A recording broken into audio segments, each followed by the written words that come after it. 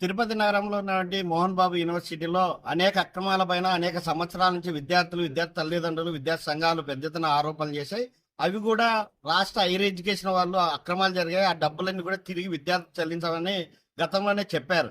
కానీ మోహన్ బాబు యూనివర్సిటీ యాజమాన్యం ఆ డబ్బులు కూడా చెల్లించలేదు. ఈ రోజు ఏఎస్ఎఫ్, ఎస్ఎఫ్ఐ, ఎన్యూసీ నాయకులు కలెక్టర్ ఫిర్యాదు చేయడానికి పోతే అక్కడ ఉన్నటువంటి మోహన్ బాబు యూనివర్సిటీ సిబ్బంది విద్యార్థి నాయకులపై దాడి చేసి కిడ్నాప్ చేయడం చాలా బాధాకరం. అందుకోసం రాష్ట్ర హోంమంత్రి గారు చెప్తా ఉన్నాం, అనిత గారు, ఈ రాష్ట్రంలో శాంతి భద్రతలు చాలా క్షీణించిపోతున్నాయి. విద్యార్థి నాయకులపై దాడులు చేసి కిడ్నాప్ చేయడం చాలా బాధాకరం. ఇప్పటికే అక్రమాలకు పాల్పడినట్టు మోహన్ బాబుని అరెస్ట్ చేయడం, అదేవిధంగా అధిక ఫీజు అన్ని కూడా విద్యార్థి చెల్లించాలి, నిబంధనలు పాటించకుండా ఇష్టారాజ్యంగా వివరిస్తూ రాష్ట్ర ప్రభుత్వాన్ని ఒకవైపు మోసం చేస్తూ విద్యార్థుల తల్లిదండ్రుల నుంచి, విద్యార్థుల నుంచి ఫీజులు అధిక వసూలు చేసినటువంటి యాజమాన్య పైన ఎందుకు చర్య తీసుకున్నదో తెలియపాల్సిన బాధ్యత ఉంది.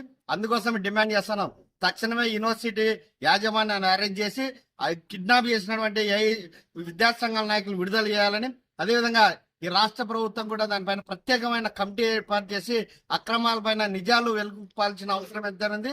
యాజమాన్యంపై చర్య తీసుకుంటే విద్యార్థులు, యువకులు, అదేవిధంగా ప్రజా సంఘాలు పెద్ద ఎత్తున ఉద్యమాలు సిద్ధమవుతాయని ఈ సందర్భంగా హెచ్చరిక ఇస్తా ఉన్నాం.